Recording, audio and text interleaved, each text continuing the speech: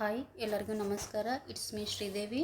ನಾವು ಇವತ್ತು ಪ್ರಜಾವಾಣಿ ನ್ಯೂಸ್ ಪೇಪರನ್ನು ಎಕ್ಸಾಮ್ ಪಾಯಿಂಟ್ ಆಫ್ ವ್ಯೂ ಯಾವ ರೀತಿ ಓದಬೇಕು ಅಂತ ಹೇಳಿ ನೋಡೋಣ. ಓಕೆ, ನೋಡಿ ಇಲ್ಲಿ ಕೊಲ್ಲಿ ಯುದ್ಧ ಪರಿಸ್ಥಿತಿ ಉದ್ವಿಗ್ನ.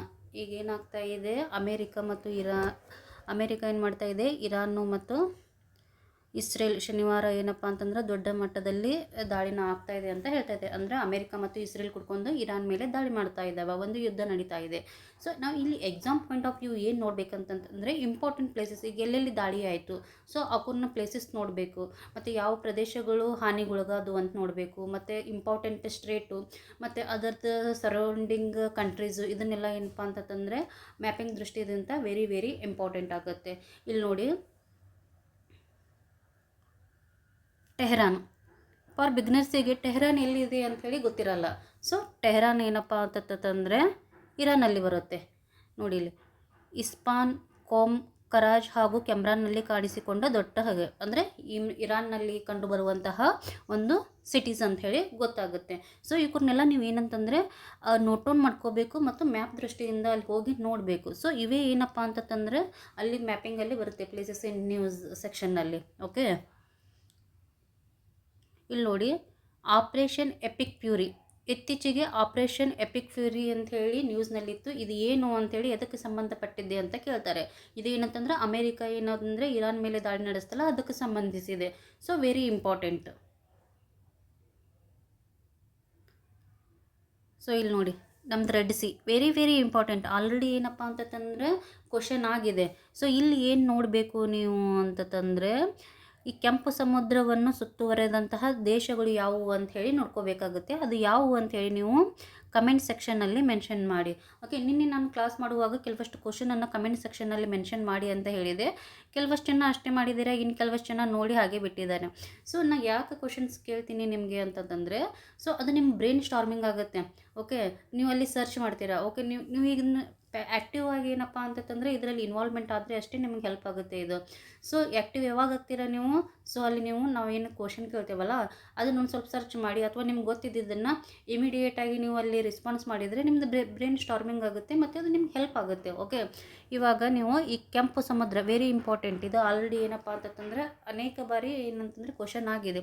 ಈ ಕೆಂಪು ಸಮುದ್ರ ಏನಪ್ಪ ಅಂತಂದರೆ ಸುತ್ತುವರಿದ ದೇಶಗಳು ಯಾವುವು ಮತ್ತು ಕೆಂಪು ಸಮುದ್ರ ಏನನ್ನು ಸಂಧಿಸುತ್ತದೆ ಅಂತ ಹೇಳಬೇಕು ನೀವು. ಓಕೆ, ನೋಡಿಲಿ ನೆಡುತೋಪಿನಿಂದ ವನ ವಿಸ್ತರಣೆ ಅಂಥೇಳಿ ಇದೆ. ಓಕೆ, ಏನು ಇಲ್ಲಿ ದಶಕದಲ್ಲಿ ಅರಣ್ಯ ಏರಿಕೆ ಬಿಜಾಪುರದಲ್ಲಿ ಹಚ್ಚಿದ ಹಸಿರು. ಸೊ ಇದು ಪರ್ಟಿಕ್ಯುಲರ್ಲಿ ನಮ್ಮದು ವಿಜಯಪುರ ಡಿಸ್ಟಿಕ್ಕಿಗೆ ಸಂಬಂಧಪಟ್ಟಂಗೆ, ಅಂದರೆ ಒಂದು ಎಫರ್ಟ್ಲಿಂತ್ರ ಅಲ್ಲಿ ಅರಣ್ಯ ಏರಿಕೆ ಆಗ್ತಾ ಇದೆ ಅಂತ ಹೇಳ್ತಾ ಇದ್ದಾರೆ. ಸೊ ಇದು ಒಂದು ಪರ್ಟಿಕ್ಯುಲರ್ ಪ್ಲೇಸಿಗೆ ಸಂಬಂಧಪಟ್ಟಿದ್ದು. ಸೊ ಇದರಲ್ಲಿಂದ ನೀವು ಏನು ಓದಬೇಕು, ಇಲ್ಲಿಗೆ ಬಿಡಬೇಕಾ? ಇಲ್ಲ, forest very very important topic ಅಂತ ಹೇಳ್ಬೋದು. ಕ್ವಶನ್ಸ್ ಆಗ್ತಾ ಇದೆ. ಇಲ್ಲಿ ಏನು ಓದಬೇಕು, ಅರಣ್ಯ ಅಂದರೆ ಏನು, ಮತ್ತು ಅದರಲ್ಲಿ ಎಷ್ಟು ವಿಧಗಳದಾವೆ, ಮತ್ತು ಅತಿ ಹೆಚ್ಚು ಅರಣ್ಯಗಳನ್ನು ಹೊಂದಿರುವ ರಾಜ್ಯಗಳಾಗಿರ್ಬೋದು, ಮತ್ತು ಕರ್ನಾಟಕ ಸ್ಪೆಸಿಫಿಕ್ ಬಂದರೆ ಅತಿ ಹೆಚ್ಚು ಅರಣ್ಯ ಹೊಂದಿರುವಂತಹ ಜಿಲ್ಲೆಗಳಾಗಿರ್ಬೋದು, ಕಡಿಮೆ ಅರಣ್ಯ ಹೊಂದಿರುವಂಥ ಜಿಲ್ಲೆಗಳಾಗಿರ್ಬೋದು. ಏನು ಅರಣ್ಯ ಅಂತಂತಂದರೆ ಒಂದು ನಮ್ಮದು forest survey of India definition ಕೊಡ್ತಾ ಇದೆ. ಏನಂತಂದರೆ ಮಿನಿಮಮ್ ಪ್ರದೇಶ 1 ಹೆಕ್ಟೇರ್ಗಿಂತ ಜಾಸ್ತಿ ಇರಬೇಕು. ನೀವು ಸುಮ್ಮನೆ ಎಲ್ಲದಕ್ಕೂ ಅರಣ್ಯ ಅಂತ ಕರೀಲಿಕ್ಕೆ ಬರೋಂಗಿಲ್ಲ. ಪ್ರದೇಶ ಮಿನಿಮಮ್ 1 ಹೆಕ್ಟೇರ್ಗಿಂತ ಜಾಸ್ತಿ ಇರಬೇಕು. ಮತ್ತು ಕೆನಾಫಿ ಏನಪ್ಪ ಅಂತಂದರೆ ಕೆನಾಫಿ ಡೆನ್ಸಿಟಿ ಮೋರ್ ದ್ಯಾನ್ 10% ಇರಬೇಕು. ಇವೆರಡು ಏನಪ್ಪ ಅಂತಂದರೆ ಫ್ಯಾಕ್ಟರ್ಸ್ ಸ್ಯಾಟಿಸ್ಫೈ ಆಗಬೇಕು, ಅವಾಗ ಮಾತ್ರ ಅದನ್ನು ನಾವು ಅರಣ್ಯ ಅಂಥೇಳಿ ಕರಿತೇವೆ. ಸೊ ಕಮೆಂಟ್ ಸೆಕ್ಷನಲ್ಲಿ ಮೆನ್ಷನ್ ಮಾಡಿ ನಮ್ಮದು ಕರ್ನಾಟಕದಲ್ಲಿ ಅತಿ ಹೆಚ್ಚು ಅರಣ್ಯಗಳನ್ನು ಹೊಂದಿರುವ ಏನಪ್ಪ ಅಂತಂದರೆ ಜಿಲ್ಲೆಗಳು ಯಾವುವು ಅಂಥೇಳಿ. ಓಕೆ,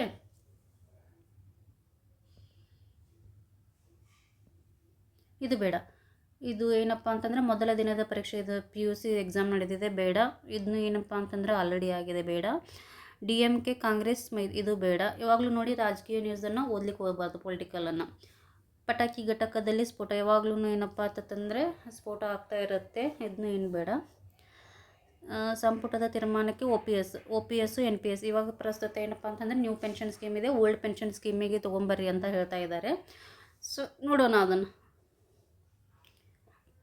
ನೋಡಿಲ್ಲ, ನಾವಾಗಲೇ ಹೇಳಿದೆ ಲಾಸ್ಟ್ ಕ್ಲಾಸಲ್ಲಿ ನಮ್ಮದು ರಣಜಿ ಟ್ರೋಫಿ ಫಾರ್ ಬಿಗ್ನರ್ಸಿಗೆ ರಣಜಿ ಟ್ರೋಫಿ ಎದಕ್ಕೆ ಸಂಬಂಧಿಸಿದೆ ಅಂತ ಗೊತ್ತಿರೋಂಗಿಲ್ಲ, ಅದು ನಮ್ಮ ಕ್ರಿಕೆಟಿಗೆ ಸಂಬಂಧಿಸಿದೆ. ಆಲ್ರೆಡಿ ಏನಪ್ಪ ಅಂತಂದ್ರೆ ಫೈನಲ್ ಪಂದ್ಯ ಆಯಿತು.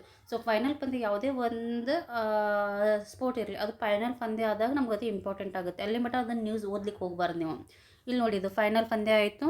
ಸೊ ರಣಜಿ ಟ್ರೋಫಿಯನ್ನು ಪ್ರಥಮ ಬಾರಿಗೆ ಏನಪ್ಪ ಅಂತಂದರೆ ಜಮ್ಮು ಕಾಶ್ಮೀರ ಏನಪ್ಪ ಅಂತಂದ್ರೆ ಅದನ್ನು ವಿನ್ ಆಗಿದೆ.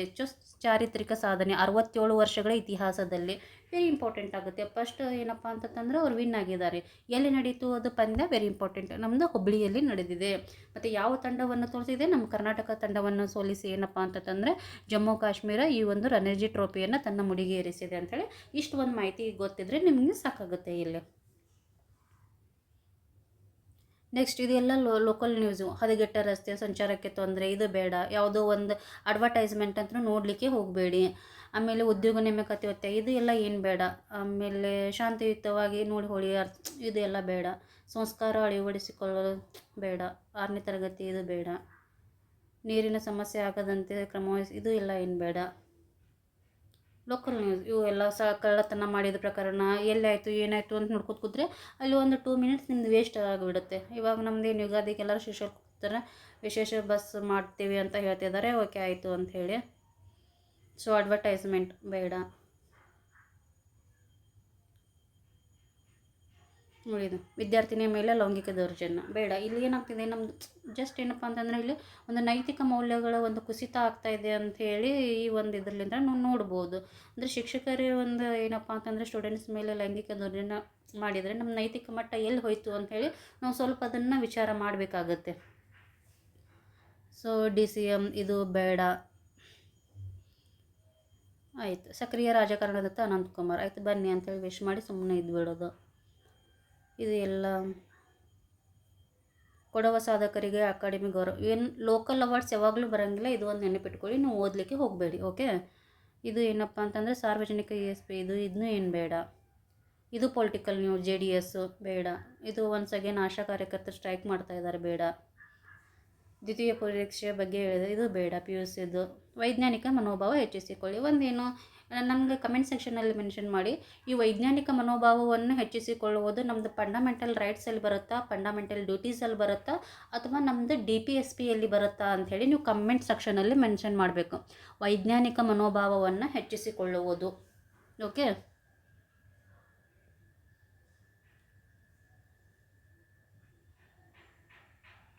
ಸಾಧನೆಗೆ ಶಿಸ್ತು ಬೇಡ. ನೀವು ಅದೇ ಈಗ ಎಕ್ಸಾಮಿಗೆ ಓದಬೇಕಂತಂದರೆ ಡಿಸಿಪ್ಲಿನ್ ಇರಬೇಕು, ಕನ್ಸಿಸ್ಟೆನ್ಸಿ ಇರಬೇಕು. ಸೊ ಅದೇ ಒಂದು ಹೇಳುತ್ತೆ. ನೆಡುತೋಪಿನಿಂದ ಅದೇ ಒನ್ಸ್ ಅಗೇನ್ ಏನಪ್ಪ ಅಂತಂದರೆ ಬಿಜಾಪುರದಲ್ಲಿ ಏನಪ್ಪ ಅಂತಂದರೆ ನೆಡುತೋಪವನ ವಿಸ್ತರಣೆ ಆಗಿದೆ ಅಂತ ಹೇಳಿ ಬಂದಿದೆ. ಸೊ ಅದ್ರ ಬಗ್ಗೆನೇ ಏನಪ್ಪ ಅಂತಂದರೆ ಡೀಟೇಲ್ಸ್ ಇದೆ ಇದು. So exam point of view ಯಾವ ರೀತಿ ಓದಬೇಕಂತ ನಾನು ಆಲ್ರೆಡಿ ಹೇಳಿದ್ದೀನಿ ನಾನು.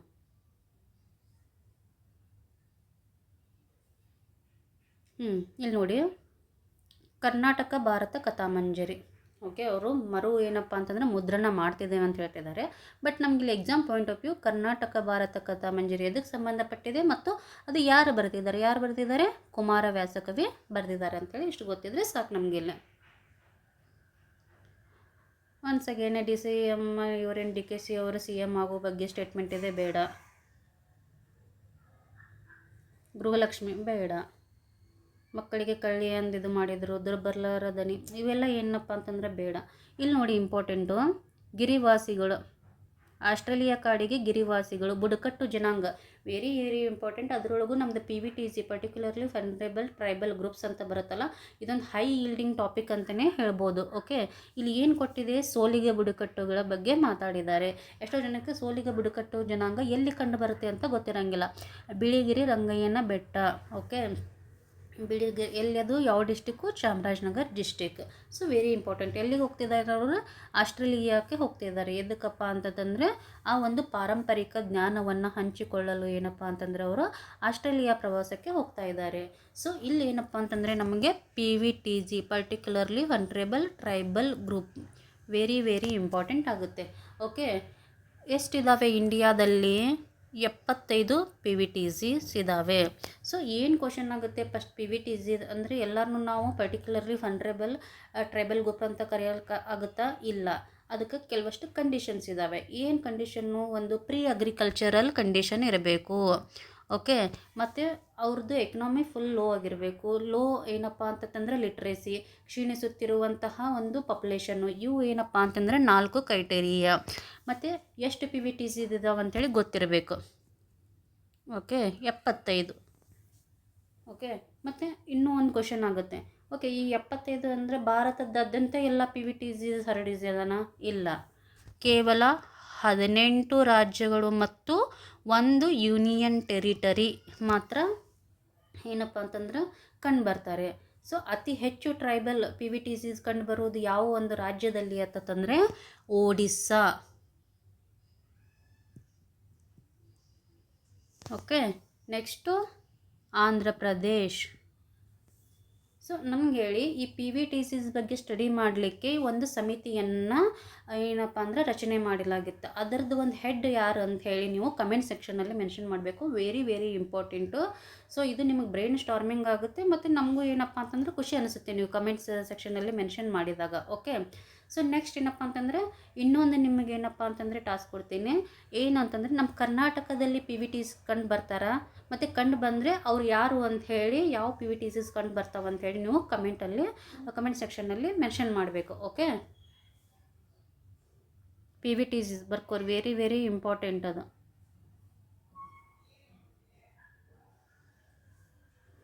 ಬೇಡ, ವಿಜ್ಞಾನ ದಿನಾಚರಣೆ ನಿನ್ನೆ ಫೆಬ್ರವರಿ 28.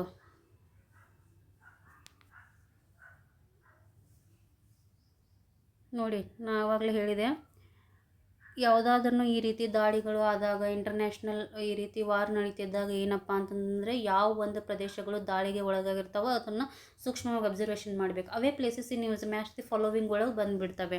ನೋಡಿ ಇಲ್ಲೇ ಅದು ಕೇಳಿಬಿಡ್ತಾರೆ. ಹೊರ್ಮುಗಜ್ ಗನ್ ಪ್ರಾಂತ್ಯ ಎಲ್ಲಿ ಕಂಡು ಬರ್ತೈತಿ, ಮತ್ತು ಮಿನಾಪಟ್ಟಣ ವೆರಿ ಇಂಪಾರ್ಟೆಂಟ್. ಇಲ್ಲಿಂದ್ರೆ ಏನಪ್ಪ ಅಂತಂದರೆ ನೀವು ಒಂದು ಸ್ವಲ್ಪ ಸೂಕ್ಷ್ಮವಾಗಿ ಅಬ್ಸರ್ವ್ ಮಾಡಿದರೆ ಇಲ್ಲಿ ಪಾಯಿಂಟ್ಸ್ ಸಿಗ್ತಾವೆ ನಿಮಗೆ. ಓಕೆ, ಇವೆಲ್ಲ ಇರಾನ್ನಲ್ಲಿ ಕಂಡು ಬರ್ತವೆ.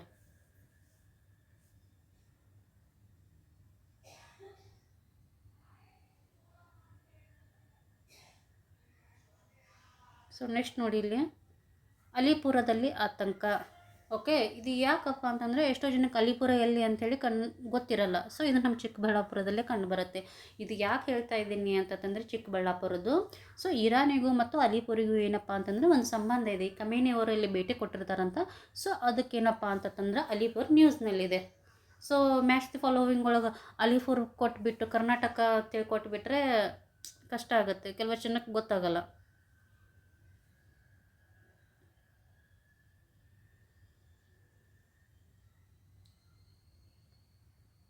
ನೋಡಿ ಇಲ್ಲಿ ಒನ್ಸ್ ಅಗೇನ್ ಇಂಪಾರ್ಟೆಂಟ್, ಹೊರ್ಮುಜ್ ಜಲಸಂಧಿ. ಓಕೆ, ಇವೆಲ್ಲ ಜಲಸಂಧಿಗಳು ವೆರಿ ವೆರಿ ಇಂಪಾರ್ಟೆಂಟ್ ಆಗ್ತವೆ ಕೆಲವಷ್ಟು. ಏನು ಮಾಡ್ತೈತಿ ಹೊರ್ಮುಜ್ ಜಲಸಂಧಿ? ಈಗ ಅಮೇರಿಕಾ, ಇಸ್ರೇಲು, ಇರಾನ್ ಮೇಲೆ ದಾಳಿ ಮಾಡ್ತಾ ಇದ್ದಾವಲ್ಲ. ಸೊ ಈ ಹೊರ್ಮುಜ್ ಜಲಸಂಧಿಲಿಂದ ಏನು ಒಂದು ನಮ್ದು ಟ್ರೇಡಿಂಗ್ ಆಗ್ತೈತೆ ಅದ್ರ ಮೇಲೆ ಎಫೆಕ್ಟ್ ಆಗ್ತದೆ ಅಂತ ಹೇಳ್ತಾ ಇದೆ. ಸೊ ಆ ಹೊರ್ಮುಜ್ ಜಲಸಂಧಿ ಏನು ಮಾಡುತ್ತೆಪ್ಪ ಅಂತಂದರೆ ಕೊಲ್ಲಿ ರಾಷ್ಟ್ರಗಳನ್ನು ಹಿಂದೂ ಮಹಾಸಾಗರದ ಜೊತೆ ಸಂಪರ್ಕಿಸುತ್ತದೆ ಅಂತೇಳಿ ಬರುತ್ತೆ. Very important. ಇದನ್ನು ನೀವು ನೋಟ್ ಡೌನ್ ಮಾಡ್ಕೋಬೇಕು. ಈ ರೀತಿ ಏನಪ್ಪ ಅಂತಂದರೆ ನೀವು ಓದಬೇಕಾಗತ್ತೆ. ಓಕೆ,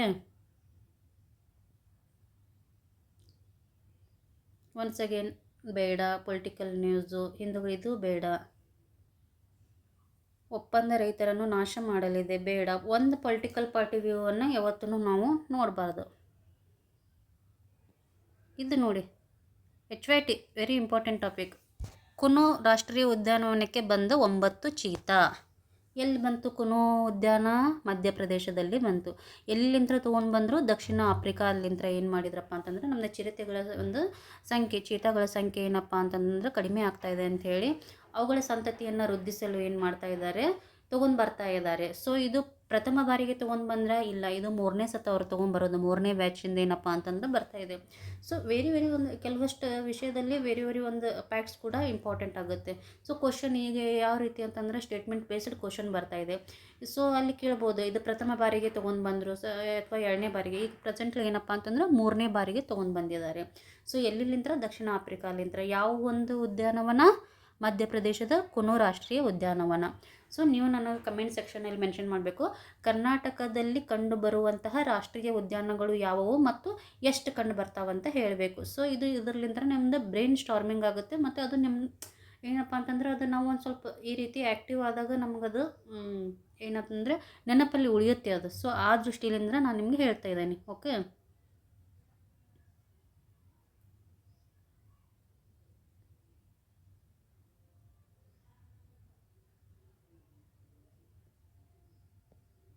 ಸೊ ಗಿಡಮೂಲಿಕೆಗಳು ಅದು ಇದು ಇದೆ, ಏನು ಬೇಡ.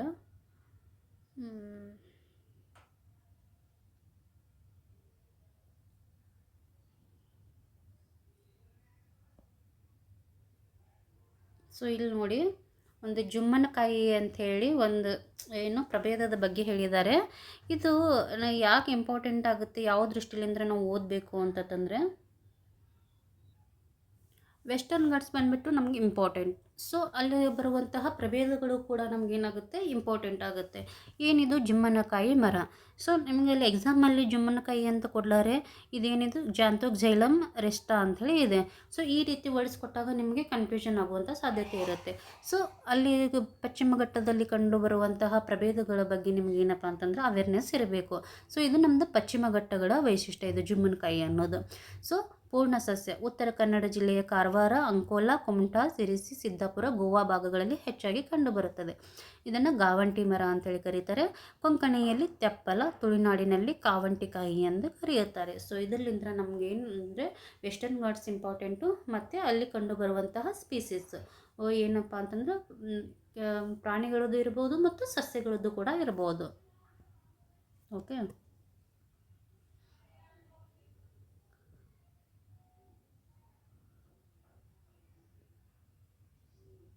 ಸೊ ನೋಡಿ ಇಲ್ಲ, ಭಾನುವಾರದ ವಿಶೇಷದೊಳಗೆ Ellora caves very important, high yielding topic ಅಂತ ಹೇಳ್ಬೋದು ಇದು. ಓಕೆ, ಯಾಕಂತಂದ್ರೆ ಆಲ್ರೆಡಿ ಕ್ವಶನ್ಸ್ ಆಗಿದೆ ಇದು. ಓಕೆ, ಇದು ಎಲ್ಲೋರ ಏನಪ್ಪ ಅಂತಂದ್ರೆ ನಮ್ಮದು ಯುನೆಸ್ಕೋಸ್ ವರ್ಲ್ಡ್ ಹೆರಿಟೇಜ್ ಸೈಟ್ಸಿಗೂ ಕೂಡ ಏನಪ್ಪ ಅಂತಂದ್ರೆ ಸೇರಲ್ಪಟ್ಟಿದೆ. ಸೊ ಇಲ್ಲಿ ಏನಪ್ಪ ಅಂತಂದರೆ ನೋಡಿ, ಇಲ್ಲಿ ಕೊಟ್ಟಿರುವಂಥ ಇನ್ಫಾರ್ಮೇಷನ್ ವೆರಿ ಇಂಪಾರ್ಟೆಂಟ್. ನೀವು ರೈಟ್ ಡೌನ್ ಮಾಡ್ಕೊಂಡ್ರೂ ಏನೋ ಉಪಯುಕ್ತವಾಗುತ್ತದೆ. ಒಟ್ಟು 34 ಗುಹೆಗಳು ಕಂಡು ಬರ್ತಾವೆ. ಫಸ್ಟ್ ಎಲ್ಲೋರ ಕೇವ್ಸ್ ಎಲ್ಲಿ ಕಂಡು ಬರ್ತವೆ, ಯಾವ ಸ್ಟೇಟಲ್ಲಿ, ಮಹಾರಾಷ್ಟ್ರದಲ್ಲಿ ಕಂಡು ಬರ್ತಾವೆ. ಓಕೆ, 34 ಗುಹೆಗಳಿದಾವೆ. ಸೊ ಇಲ್ಲಿ ಏನಪ್ಪ ಅಂತಂದರೆ 34 ಯಾವ ರೀತಿ ಕ್ವಶನ್ಸ್ ಬರುತ್ತೆ, ಓನ್ಲಿ ಯಾವ ಧರ್ಮಕ್ಕೆ ಸಂಬಂಧಪಟ್ಟಿದ್ದು ಅಂತ ಕೇಳ್ಬೋದು. ಸೊ ಇಲ್ಲಿ ಹಿಂದೂ, ಜೈನ ಮತ್ತು ಬೌದ್ಧ ಧರ್ಮಗಳಿಗೆ ಇದು ಏನಪ್ಪ ಅಂತಂದ್ರೆ ಸಂಬಂಧಪಟ್ಟಿದೆ ಅಂತೇಳಿ ಹೇಳ್ಬೋದು. ಸೊ ಇಲ್ಲಿ ಕೊಟ್ಟಿದ್ದಾರೆ ನೋಡಿ, 34 ಗುಹೆಗಳಲ್ಲಿ 12 ಬೌದ್ಧ, 17 ಹಿಂದೂ ಮತ್ತು 5 ಜೈನ ಪರಂಪರೆಗೆ ಸೇರಿದೆ. ಇದು ಎಲ್ಲೋರದ ವಿಶಿಷ್ಟ ಅಂದರೆ ಒಂದೇ ಬೆಟ್ಟದ ಒಳಗೆ 3 ಧರ್ಮಗಳ ಕಲಾತ್ಮಕ ಅಭಿವ್ಯಕ್ತಿ, ಸಹಬಾಳ್ವೆಯ ಶಿಲಾಸಾಕ್ಷ್ಯ, ವೆರಿ ಇಂಪಾರ್ಟೆಂಟ್. ಸೊ ಎಲ್ಲೋರದಲ್ಲಿ ಕೈಲಾಸನಾಥ್ ಟೆಂಪಲ್ ಕಂಡುಬರುತ್ತೆ, ವೆರಿ ಇಂಪಾರ್ಟೆಂಟ್, ಏಕಶಿಲಾ ವಿಗ್ರಹ ಇದು. ಸೊ ಕಮೆಂಟ್ ಸೆಕ್ಷನಲ್ಲಿ ಮೆನ್ಷನ್ ಮಾಡಿ, ಈ ಕೈಲಾಸನಾಥ್ ದೇವಾಲಯವನ್ನು ಕಟ್ಟಿಸಿದಂತಹ ದೊರೆ ಯಾರು ಮತ್ತು ಅದು ಯಾವ ಒಂದು ಏನೋ ಮನೆತನಕ್ಕೆ ಸೇರಿದವರು ಅಂತೇಳಿ ನೀವು ಹೇಳಬೇಕು. ಓಕೆ, ಸೊ ಈ ಒಂದು ಏನಪ್ಪ ಅಂತಂದ್ರೆ ಕ್ಲಾಸ್ ನೋಡ್ತಾ ಇರೋರು ಪ್ರತಿಯೊಬ್ಬರು ಏನಪ್ಪ ಅಂತಂದರೆ ಕಮೆಂಟನ್ನು ಮಾಡಬೇಕು ಅಂಥೇಳಿ ನಾನು ಒಂದು ರಿಕ್ವೆಸ್ಟ್ ಮಾಡ್ಕೋತೀನಿ. ಸೊ ಇದು ನಿಮ್ಗೆ ಆ್ಯಕ್ಟಿವ್ ಲರ್ನಿಂಗ್ ಆಗುತ್ತೆ ಇದು. So once again UNESCO world heritage ಸೈಟ್ಸಿಗೆ ಸೇರಿಸಿದ್ದಾರೆ 1983ರಲ್ಲಿ. ಸೊ ಈ ರೀತಿ ಗುಹೆಗಳು ಬಂದಾಗ ಏನಪ್ಪ ಅಂತಂದರೆ ಯಾವ ಧರ್ಮಕ್ಕೆ ಸೇರಿದ್ದಾವೆ ಮತ್ತು ಯಾವುದಾದ್ರೂ ಇಂಪಾರ್ಟೆಂಟ್ ಏನಪ್ಪ ಅಂತಂದರೆ ಗುಹೆಗಳಿದಾವೆ, ಸೊ ಏನು ಫೀಚರ್ಸ್ ಇದ್ದಾವೆ ಅಂತೇಳಿ ನೀವು ಎಕ್ಸಾಮ್ ದೃಷ್ಟಿಲಿಂದ ನೋಡಬೇಕಾಗತ್ತೆ. ಓಕೆ,